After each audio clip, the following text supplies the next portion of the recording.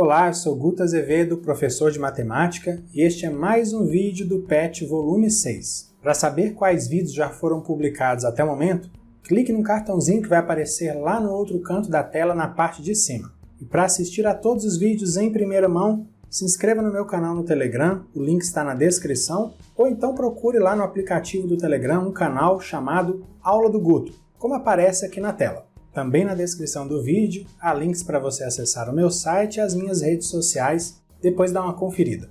Neste vídeo vamos falar sobre seções planas transversais por meio de planos paralelos às bases dos prismas e cilindros.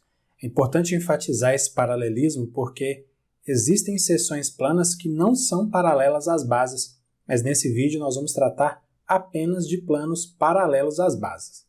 Vamos começar falando dos prismas. A seção transversal de um prisma é a região poligonal obtida pela interseção do prisma com um plano paralelo às bases. Ou seja, quando o plano atravessa o prisma de forma paralela às bases, a interseção entre o plano e o prisma é uma região poligonal. E essa região poligonal formada é congruente às bases do prisma. Você vê a imagem de um prisma de base pentagonal e a interseção desse prisma com o plano paralelo às bases tem a mesma forma das bases. E o que acontece em relação ao cilindro? O raciocínio é o mesmo. A seção transversal de um cilindro é uma região circular, obviamente, obtida pela interseção do cilindro com um plano paralelo às bases. Ou seja, quando o plano atravessa o cilindro de forma paralela às bases, a interseção entre o plano e o cilindro é um círculo. E esse círculo formado é congruente às bases circulares do cilindro. Você vê aí a imagem de um cilindro circular e a interseção desse cilindro com um plano paralelo às bases tem a mesma forma das bases. Número 1. Dois planos interceptam um cilindro circular de altura h, determinando duas seções desse cilindro.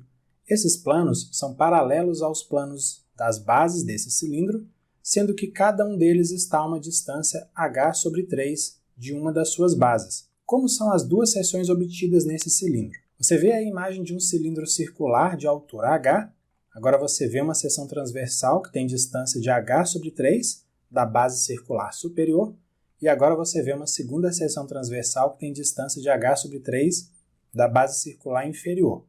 Aí a distância entre as duas seções transversais também é h/3, porque aí juntando tudo, a gente tem a altura h do cilindro. Olha, bem tranquilo.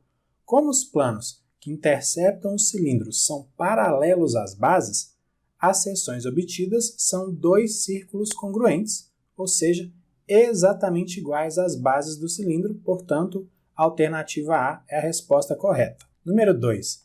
Dois planos interceptam um prisma de altura h, determinando duas seções desse prisma. Esses planos são paralelos aos planos das bases desse prisma, sendo que cada um deles está a uma distância h/3 de uma de suas bases. Como são as duas seções obtidas desse prisma? Você vê um prisma pentagonal de altura h, o prisma poderia ter a base em formato de qualquer outro polígono, tá bom? Esse aí é só um exemplo. Agora você vê uma seção transversal, que tem distância de h/3 da base superior, e agora você vê uma segunda seção transversal, que tem distância de h/3 da base inferior do prisma. Aí a distância entre as duas seções transversais é h/3 também, juntando tudo a gente tem a altura h do prisma. Então olha só, como os planos que interceptam o prisma são paralelos às bases, as seções obtidas são duas regiões poligonais congruentes às bases do prisma, portanto a alternativa B é a resposta correta. Número 3. A figura a seguir é um prisma reto. Esse prisma foi interceptado por um plano paralelo aos planos de suas bases. A seção resultante é representada por qual polígono? Veja a seção plana transversal, ela é exatamente igual, é congruente aos polígonos das bases. Esse prisma é hexagonal, porque as bases são hexágonos, portanto a seção resultante é representada por um hexágono. Eu decidi aí manter o que está na apostila, mas veja que são duas alternativas com letra C, No caso aí o correto seria a letra D.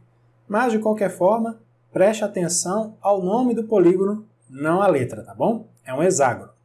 Número 4. Um cilindro circular e um prisma de base quadrada são interceptados por um plano paralelo às suas bases, determinando em cada um desses sólidos uma seção. As seções obtidas desse cilindro e desse prisma são, respectivamente, já a gente vai determinar aí a resposta correta. Primeiro, olha só, você vê aí um cilindro circular e um prisma de base quadrada.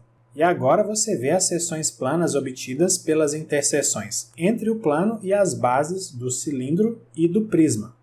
Vamos analisar as alternativas. As seções obtidas desse cilindro e desse prisma são, respectivamente, alternativa A, um círculo cuja medida do raio é menor do que a medida do raio da base desse cilindro, e um quadrado cuja medida do lado é menor do que a medida do lado da base desse prisma.